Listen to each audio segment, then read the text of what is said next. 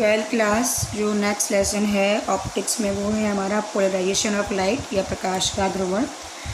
इसमें ध्रुवण के बारे में जानने से पहले हम सबसे पहले ये जानेंगे कि जो लाइट है, प्रकाश की जो तरंगें होती हैं वो अनुप्रस्थ होती हैं या अनुदैर्घ्य होती हैं। बच्चों, आप लोगों ने इससे पहले वाले लेसन में पढ़ा होगा कि जो प्रकाश की तरंगें होती हैं वो हमारी विद्युत चुंबकीय तरंगें हैं। और हाइगेंस ने अपनी जो थ्योरी थी उसने ये माना था कि जो प्रकाश की तरंगें होती हैं, हाइगेंस ने अपनी थ्योरी में ये माना, जो प्रकाश तरंगिकाओं का सिद्धांत उन्होंने दिया था, प्रकाश तरंगिकाओं का सिद्धांत, ये किसने दिया था? हाइगेंस ने। और उसमें उन्होंने ये माना था इस थ्योरी में कि जो प्रकाश की तरंगें होती हैं वो अनुदैर्घ्य होती हैं। ये प्रकाश की तरंगें अनुदैर्घ्य होती हैं। और इस विजन को लेकर और इस तर्क को लेकर उसने व्यतिकरण की व्याख्या की, उसने विवर्तन की व्याख्या की, उसने परावर्तन और अपवर्तन के नियमों की व्याख्या की। किसको मानकर कि प्रकाश की तरंगें अनुदैर्घ्य होती हैं, तो इनकी व्याख्या उसने की। लेकिन ध्रुवण की व्याख्या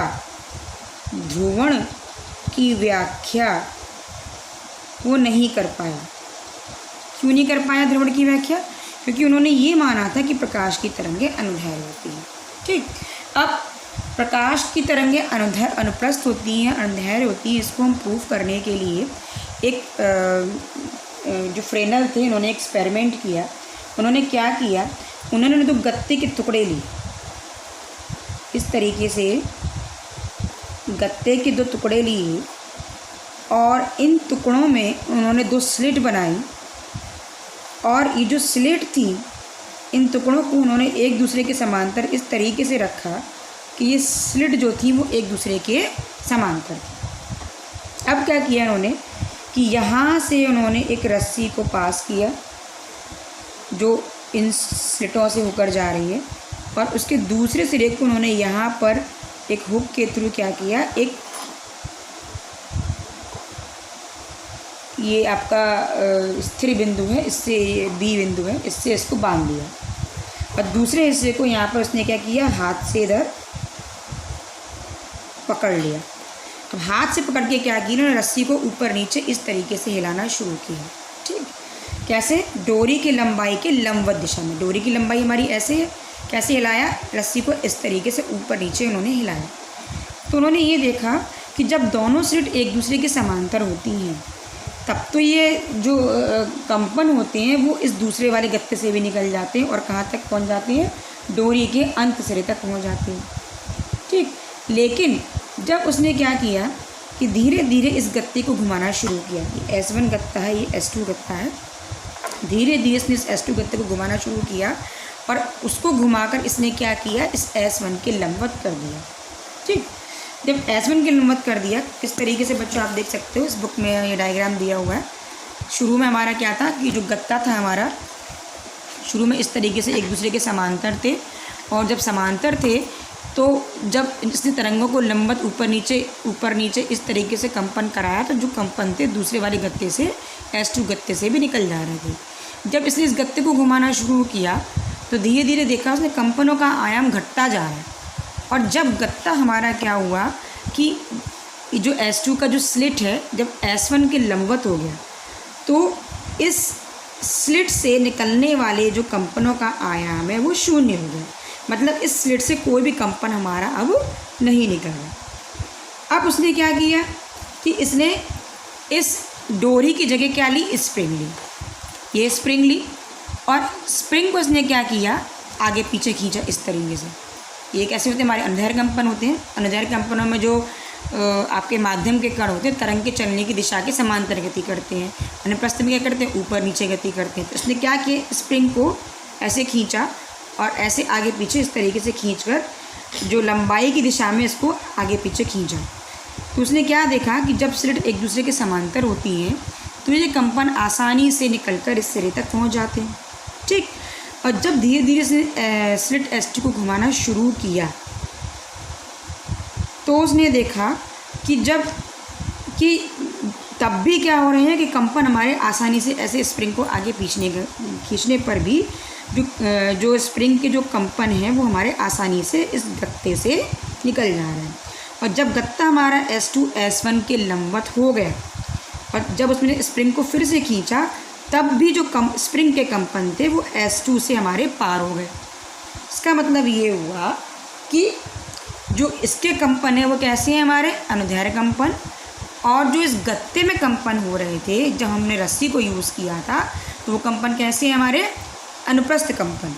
इसका मतलब ये हुआ कि जब गत्ता S2 S1 के लंबवत होने पर अगर S1 से निकलने वाले कंपन रोक दिए जाएं, जैसे कि यहाँ रोक दिए गए थे जब गत्ता S2 हमारा S1 के लंबवत था, तो इस गत्ते S2 ने क्या किया, इस S1 से निकलने वाले कंपनों को यहाँ रोक दिया। तो इसका मतलब ये जो कंपन है वो हमारे कैसे अनुप्रस्थ कंपन है। और अगर कंपन नहीं रुकते हैं जैसे कि यहाँ पर, तो इसका मतलब कंपन कैसे है, हमारे अनुदैर्ध्य कंपन है। ठीक, तो इस तरीके से हम जो फ्रेनल थे उन्होंने इस एक्सपेरिमेंट के थ्रू ये प्रूव किया कि प्रकाश की तरंगें अनुप्रस्थ होती हैं और ध्वनि की तरंगें जो होती हैं या स्प्रिंग में तरंगें होती हैं वो हमारी कैसी होती हैं, अनुदैर्ध्य तरंगें होती हैं। अब इसके बाद उन्होंने एक टूरमेलिन के क्रिस्टल से एक्सपेरिमेंट फिर से दोहराया। टूरमेलिन के क्रिस्टल बच्चों क्या होता है, एल्यूमिनियम बोरोन सिलिकेट का क्रिस्टल जो होता है वो टूरमेलिन का क्रिस्टल होता है। ठीक, जो टूरमेलिन का क्रिस्टल जो होता है, टूरमेलिन का जो क्रिस्टल होता है वो एक्चुअली क्या होता है, एल्यूमिनियम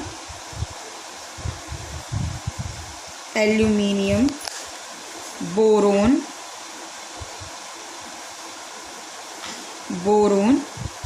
सिलिकेट का क्रिस्टल होता है। उन्होंने क्या किया कि दो क्रिस्टल लिए और उनकी जो एक्सिस थी उनको उसके प्लेन में रखा। ये हमारे दो क्रिस्टल हैं इस तरीके से टूरमेलिन के, और इसमें भी उसने क्या किया, इसकी एक्सिस, ये हमारी क्या एक्सिस है, इसको इसके तल में समतल में रखा और इसमें भी उसने क्या किए, स्लिट बनाए। ठीक, अब स्लिट नहीं बनाया, ये जो टूरमेलिन क्रिस्टल था इसको उसने, इसमें भी ये दो क्रिस्टलों को इस तरीके से काटा कि उनकी जो एक्सिस थी वो समतल में थी। अब इसके बाद उसने क्या किया कि यहाँ से एक श्वेत प्रकाश को पहले इस क्रिस्टल P1 से होकर पार किया, P1 पर अभिलंब बट डाला। तो क्या देखता है तो ये क्या ऑब्जर्व किया गया कि इस क्रिस्टल से निकलने वाले प्रकाश में जो प्रकाश था वो कैसे दिखने लगा, हरा। अब यहाँ से देखा गया तो ऐसे देखा गया कि ये प्रकाश कैसा है, हरा है। और जब पहले इस P1 क्रिस्टल को घुमाया गया, खाली पहले एक ही क्रिस्टल रखा गया और श्वेत प्रकाश के वो एक जगह स्थिर कर इस क्रिस्टल को जब घुमाया गया तो ये देखा गया कि घूमने पर भी इससे निकलने वाले प्रकाश की तीव्रता में कोई अंतर नहीं होता। ठीक, अब इसके बाद क्या हुआ, इसके बाद यहाँ पर एक और क्रिस्टल P2 रखा गया और इस प्रकार से रखा गया कि इन दोनों की ऑप्टिकल एक्सिस क्या है, एक दूसरे के समांतर है। ठीक, जब इनकी ऑप्टिकल एक्सिस एक दूसरे के समांतर होती है तो ये ऑब्जर्व किया गया कि इस क्रिस्टल P2 से निकलने वाला जो प्रकाश होता है वो P1 से निकलने वाले प्रकाश की तीव्रता के बराबर होता है। मतलब जब हमने इसको नहीं रखा था उस समय जो प्रकाश इससे निकल रहा था और P2 रखने पर यहाँ जो प्रकाश हमें मिलता है, दोनों की तीव्रता कैसी होती है, बराबर होती है। ठीक, लेकिन जब इस क्रिस्टल को P2 को धीरे धीरे घुमाया गया, और घुमाने पर क्या होगा कि जो एक्सिस इसकी होगी वो क्या होगी, इसके लंबवत हो जाएगी। एक्चुअली बच्चों होता क्या है कि जब दोनों क्रिस्टल की एक्सिस क्या होती हैं, एक दूसरे के समांतर होती हैं, प्रकाश में क्या होता है, विद्युत वेक्टर के कंपन होते हैं, है ना। और ये जो विद्युत वेक्टर के कंपन होते हैं प्रकाश के चलने की दिशा के लंबवत होते हैं। तो जब हम किसी अध्रुवित प्रकाश को या सामान्य प्रकाश को जब हम किसी टूरमेलिन के क्रिस्टल से होकर गुजारते हैं तो खाली वही विद्युत वेक्टर के कंपन निकल पाते हैं जो इसकी एक्सिस के समांतर होते हैं।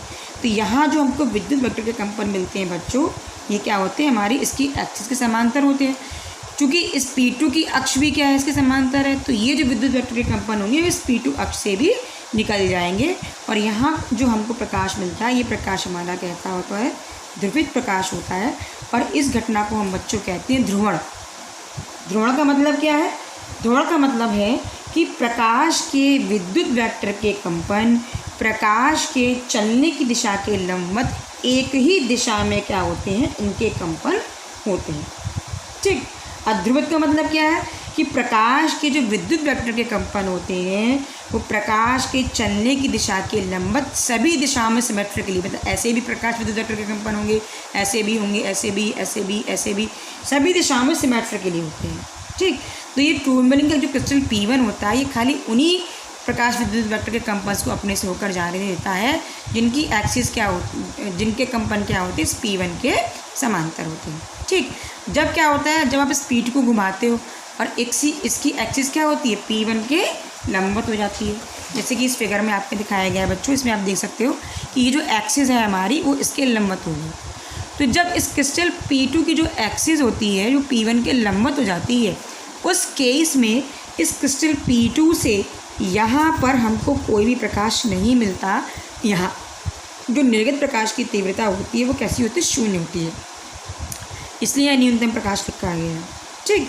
जब तीव्रता शून्य होती है मतलब यहाँ बिल्कुल अंधेरा होता है। तो ये अंधेरा क्यों हो गया, क्योंकि ये जो क्रिस्टल जो प्रकाश विद्युत वेक्टर के कंपन है वो क्रिस्टल की अक्ष के समांतर है और इस जो P2 की जो अक्ष है वो क्या है, इसके लंबवत है। तो ये जो दूसरा क्रिस्टल होता है वो इन प्रकाश विद्युत वेक्टर के कंपनों को यहीं पर रोक देता है और इनको बाहर नहीं जाने देता, इसलिए हमको यहाँ पर अंधेरा मिलता है या न्यूनतम प्रकाश मिलता है। ठीक। तो इसका मतलब ये हुआ कि जब क्रिस्टल P2 की अक्ष P1 के लंबवत होगी तो वो इन कंपनों को अपने से होकर पार नहीं जाने देगा। तो इस एक्सपेरिमेंट से बच्चों दो रिजल्ट निकले। क्या निकले कि एक तो ये कि टूरमैलिन का जो क्रिस्टल होता है वो प्रकाश तरंगों के साथ ठीक उसी तरह का व्यवहार करता है जैसा कि स्लिट S1 और S2 यांत्रिक तरंगों के साथ करते हैं। जैसे कि आपने इससे पहले प्रैक्टिकल में देखा था यहाँ पर कि जो स्लिट S1 और S2 थी वो यांत्रिक तरंगों के साथ जो व्यवहार कर रहे थे सेम वही चीज़ यहाँ क्रिस्टल P1 और P2 करते हैं।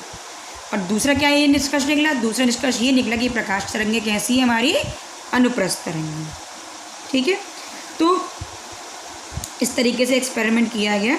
अब इसके बाद ध्रुवण क्या हुआ, ये जो घटना है यहाँ जो हमको प्रकाश मिला जिसमें प्रकाश के विद्युत वेक्टर के जो कंपन है प्रकाश के चलने की दिशा के लंबवत केवल एक सीमित दिशा में होते हैं, इस घटना को हम कहते हैं ध्रुवण।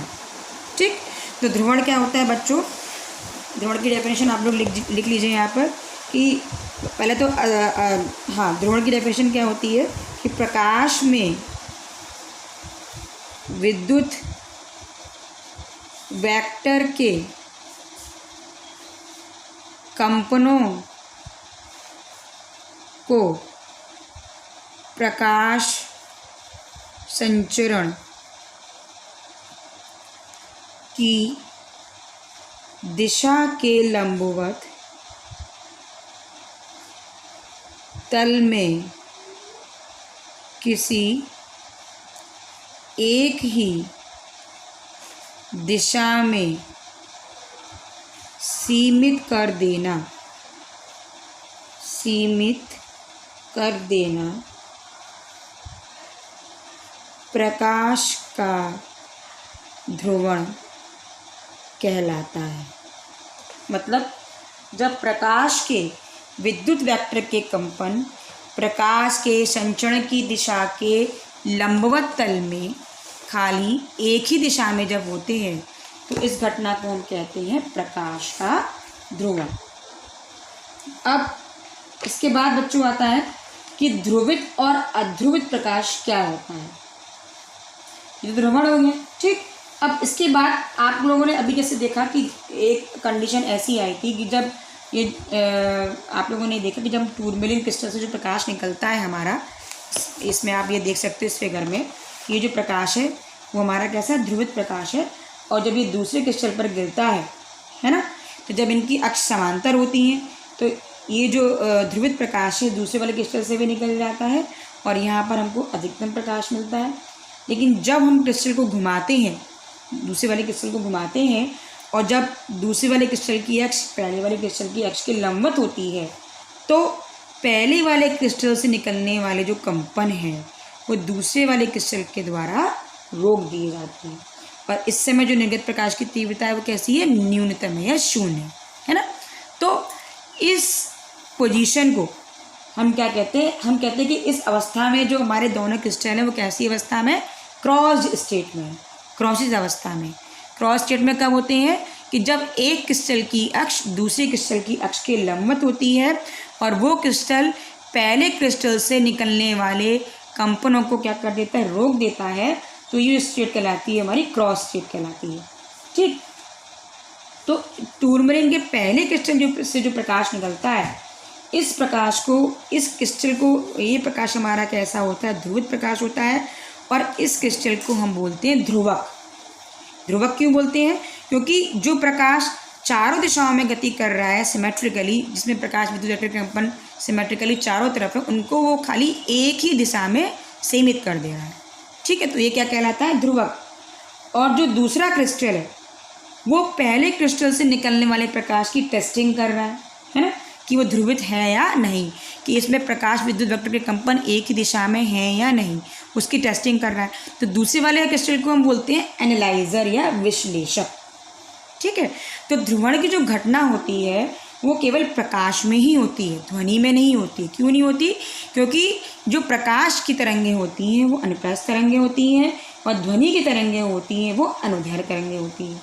ठीक, दूसरा, ध्रुवण की घटना के द्वारा ही हम ये सिद्ध कर सकते हैं कि प्रकाश की तरंगें अनुप्रस्थ होती हैं, क्योंकि अनुदैर्घ्य तरंगों में परावर्तन भी होता है, वर्तन भी होता है, वक्रीकरण, विवर्तन, सारी घटनाएं लगभग आपकी किसमें होती है, अनुदैर्घ्य तरंगों में होती हैं, खाली एक ध्रुवण नहीं होता है ना। तो एक ऐसा ऑप्टिकल फिनोमेना जिससे आप प्रूव कर सके कि प्रकाश की तरंगें आपकी अनुप्रस्थ तरंगें हैं, वो कौन सा है, हमारा पोलराइजेशन है या ध्रुवण है। अब इसके बाद आता है बच्चों के ध्रुवित या अध्रुवित प्रकाश क्या होता है, कि ध्रुवित प्रकाश किसे कहेंगे और अध्रुवित प्रकाश किसे कहेंगे। चाहे तो आप लोग इसकी डेफिनेशन को लिख लीजिए।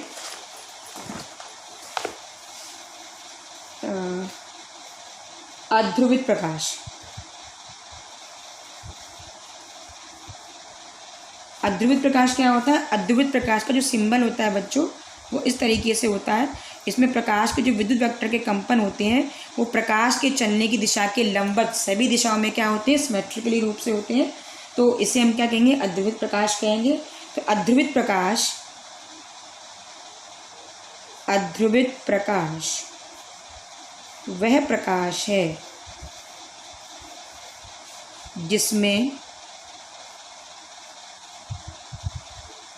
विद्युत वेक्टर के कंपन